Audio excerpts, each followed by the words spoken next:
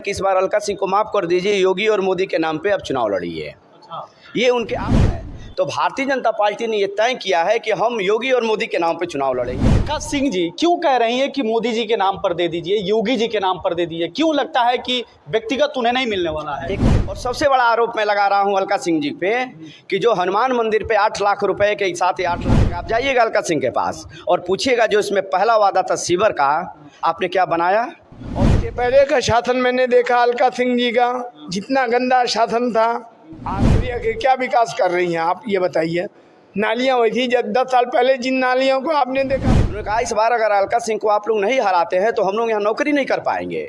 यहाँ जो है डीएम साहब से अगर पूछा जाए, हर साल बरसात में पानी लगता है कचहरी में। नमस्कार, मैं अमित कुमार, आप देख रहे हैं टीवी समाचार। टीवी समाचार की टीम इस वक्त देवरिया में मौजूद है। आप तो जानते हैं टीवी समाचार की टीम इस वक्त पूरे यूपी में नगर निकाय चुनाव को लेकर हर नेताओं से मिल रही है और बातें कर रही है और वादे जानने की कोशिश कर रही है। हमारे साथ जिन लोगों को देख रहे हैं पीछे, ये समाजवादी पार्टी के कुछ नेता है और हालांकि हम लोग जिस जगह पे खड़े हैं ये समाजवादी पार्टी के कार्यालय टाइप है। हालांकि यहाँ से जिनको टिकट मिला है समाजवादी पार्टी से अध्यक्ष के लिए, वो इंदू देवी हैं, पत्नी अशोक मदेसिया। सबसे पहले आपका नाम जानना चाहेंगे सर, क्या नाम है आपका? मैं पंकज वर्मा, जी यहाँ चुनाव के संचालन का जिम्मेदारी हमको मिली है जी और पूरे कार्यक्रम का देख रेख मैं कर रहा हूँ यहाँ से सर। अध्यक्ष जी के नेतृत्व में। हाँ जी जी, एक बात बताइए कि इस देवरिया जिले पर राज 10 सालों ने अलका सिंह की, वो कह रही हैं कि हमने 10 सालों में बहुत विकास किया, तो आप लोग किस मुद्दे पर लड़ रहे हैं? जब विकास हो ही गया है देवरिया में, तो आपके अध्यक्ष जी किस मुद्दे पर लड़ रहे हैं?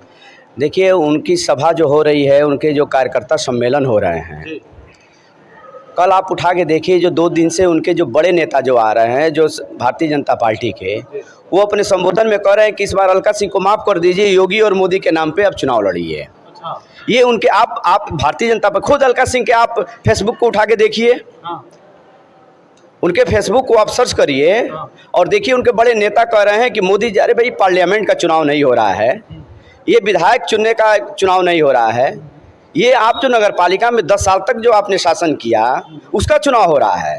तो भारतीय जनता पार्टी ने ये तय किया है कि हम योगी और मोदी के नाम पे चुनाव लड़ेंगे। यानी वार्ड मेंबरी भी आप मोदी के नाम पे लड़ेंगी, विधानसभा भी मोदी जी के नाम पे लड़ेंगे, लोकसभा भी मोदी जी के नाम पे लड़ेंगे, दुनिया में आप प्रचार भी मोदी जी के नाम पे करेंगे। अरे कुछ अन्य लोगों के लिए छोड़िए ना कि चुनाव आखिर में नगर पालिका में अलका सिंह के नाम पे कब चुनाव होगा? अच्छा, अलका सिंह जी क्यों कह रही हैं कि मोदी जी के नाम पर दे दीजिए, योगी जी के नाम पर दे दीजिए? क्यों लगता है कि व्यक्तिगत उन्हें नहीं मिलने वाला है? एकदम सही प्रश्न आपने किया।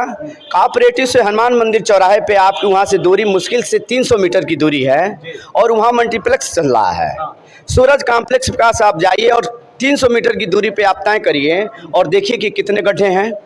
हनुमान मंदिर से ठीक बगल में आप चले जाइए, कल मेरा सभा था, परशुराम चौक तक आप चले जाइए, देखिए कितने गड्ढे हैं। और आश्चर्य देखिए कि नीचे गड्ढे हैं और आप आसमान में देखते हैं तो भगवा झंडी लगा के पूरा जो है हनुमान मंदिर से लेकर और भगवान चौराहे तक उन्होंने झंडा पताका लगाया है। और ज़मीन पे देखिए पूरी ज़मीन खाली पड़ी हुई है। भुजौली कॉलोनी में आप चले जाइए, आचार्य रामचंद्र शुक्ल कॉलोनी को जिन्होंने गोद लिया था, वहाँ पे जाके एक बार अपना कवरेज देखिए। आचार्य रामचंद्र शुक्ल में वो क्या मूर्ति कैसे ढह गई है, पार्क की क्या दशा हुई है। और सबसे बड़ा आरोप मैं लगा रहा हूं अलका सिंह जी पे कि जो हनुमान मंदिर पे 8 लाख रुपए के साथ ही 8 लाख रुपए का जो उन्होंने फव्वारा लगाया था, वो फव्वारा कहाँ चला गया? अच्छा, फव्वारा कहाँ गया?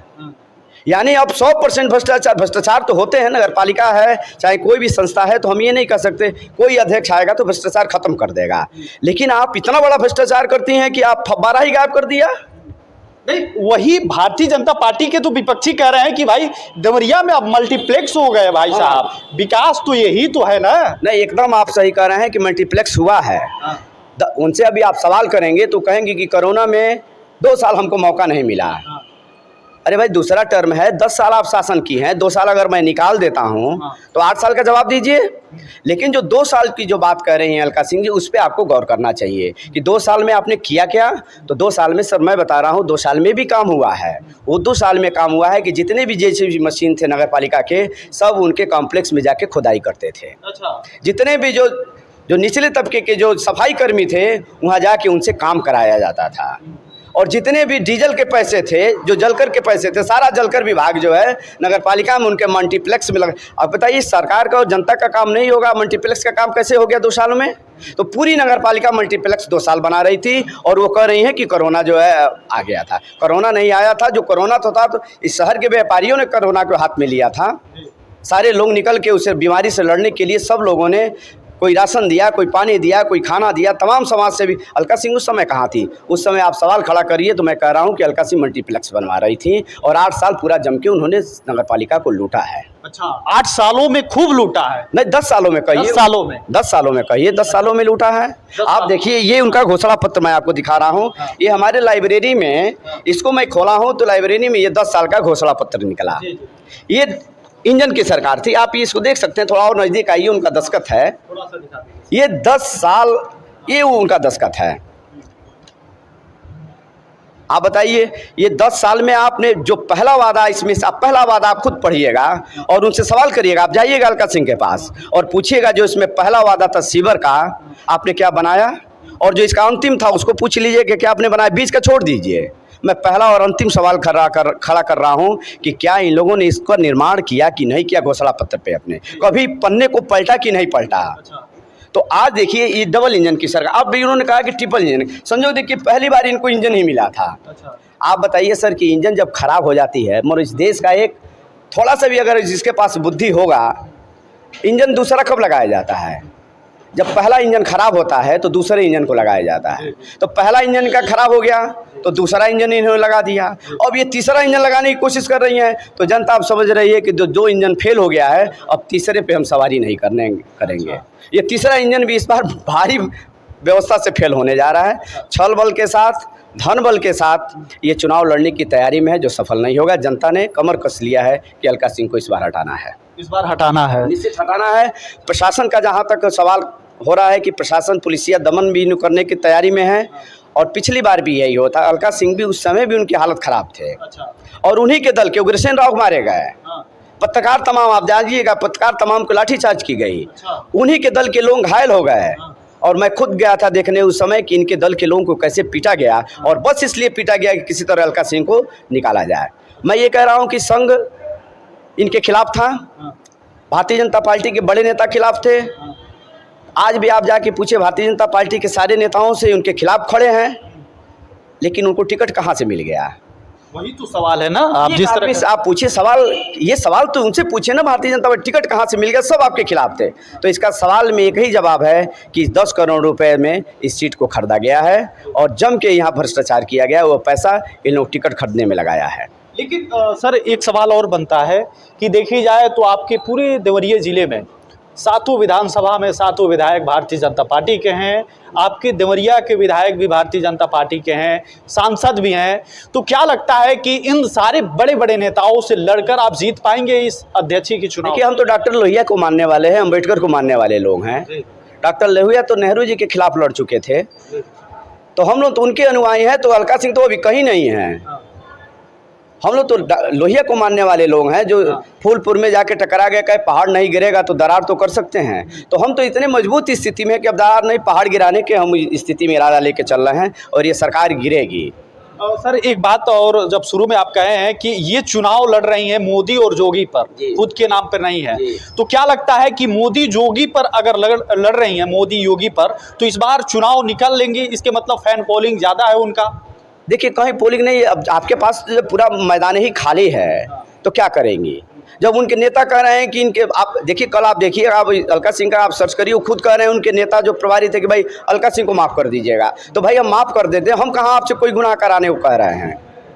हमको तो जवाब दीजिए ना, हमारा आपका निजी झगड़ा थोड़े है। मैं तो वही तो मैं पूछ रहा हूँ कि जो आपने घोषणा पत्र जो आपने जारी किया था, किसी भी नेता के लिए 10 साल, देखिए होता क्या है सर कि विधायक और एमपी 5 रुपए के झाड़ू खरीदने की औकात नहीं होती है, उनके हाथ से कुछ नहीं होता है, वित्तीय पावर नहीं होता। आपके पास तो वित्तीय पावर था, सांसद और विधायक के पास, आपके पास 7 मेंबर आपके हैं विधानसभा के, लोकसभा के दोनों लोग हैं। आप अपने घोषणा पत्र में कह भी रही हैं कि हम सारे विधायकों से, सांसदों से मिलकर हम इस नगर की समस्या को दूर करेंगे। शाही जी उन्हीं के बगल में नंबर 2 के मंत्री। उत्तर प्रदेश में नंबर 2 में अगर हैसियत किसी नेता की है तो सूर्य प्रताप शाही जी की है, उनके बगल में रहते हैं। आप देखिए किस तरह बरसात में पानी लगता है। तो कुल मिला के उनके पास आप क्या करेंगे? और ये तो कहिए कि अभी नरेंद्र मोदी के नाम पे लड़ रहे हैं, पाकिस्तान के नाम पे नहीं लड़े, नहीं तो पाकिस्तान भी चुनाव अभी आने वाला है कि आप पाकिस्तान चले जाइए। अभी तो नारा निकला ही नहीं, हम तो इंतजार कर रहे हैं। मतलब अगर नगर अध्यक्ष ही की चुनाव लड़ रहे हैं तो पाकिस्तान पे भी लड़ सकते हैं ये? लड़ सकते हैं, इनका कुछ भी हो सकता है। ये पाकिस्तान के नाम पे लड़ सकते हैं, बांग्लादेश के नाम पे लड़ सकते हैं। इनका भाई इनके पास कुछ है ही नहीं है तो कहाँ से लड़ेंगे? आप बताइए, कहाँ से? आप बताइए। हनुमान मंदिर ऐसे जगह पे दिन रात आप जय श्री राम बोलते हैं, दिन रात आप आस्था का काम करते हैं। और इस सवाल भारतीय जनता पार्टी से पूछिए आप कि भारतीय जनता पार्टी उस हनुमान मंदिर के पोखरे में जो फव्वारा लगा तो फव्वारा कहाँ गया? जब आस्था के इतने बड़े सवाल पे भारतीय जनता पार्टी खड़े होकर जब चुनाव लड़ रही है तो उस फव्वारे का जवाब चाहिए। फव्वारा कहाँ गया? फव्वारा कहाँ गया? सवाल खड़ा करिए, फव्वारा कहाँ? 8 लाख रुपए कहाँ गया? जी जी।